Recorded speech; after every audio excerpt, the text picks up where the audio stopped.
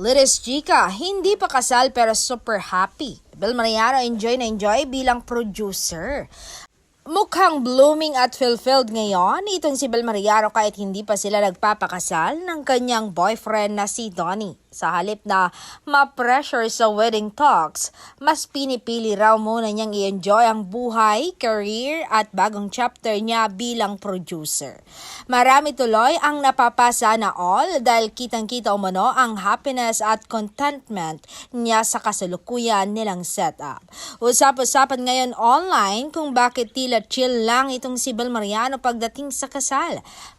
Para sa ilang netizens, malaking bagay raw na parehong supportive ang dalawa sa kanilang goals at pangarap.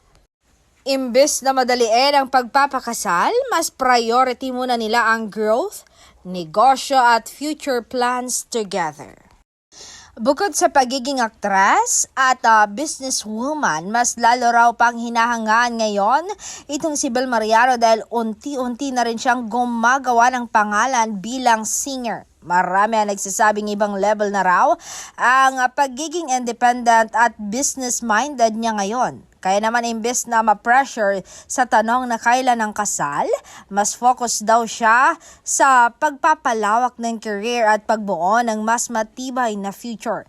Samantala marami nang kinilig sa relasyon nila ni Donnie dahil despite not being married yet, ramdam daw ang genuine support, respect at happiness nila para sa isa't isa. Hindi tuloy maiwasan ng fans na mas lalo silang suportahan bilang couple goals. Sa social media, hati ang opinyon ng netizens. May ilan na nagsasabing mas okay talagang wag madaliin ang kasal, habang ang iba naman ay curious kung may wedding bells na bang paparating soon. Pero sa ngayon, mukhang masaya at fulfilled itong si Bel sa kung anumang meron sila ngayon at iyon daw ang pinaka-importante.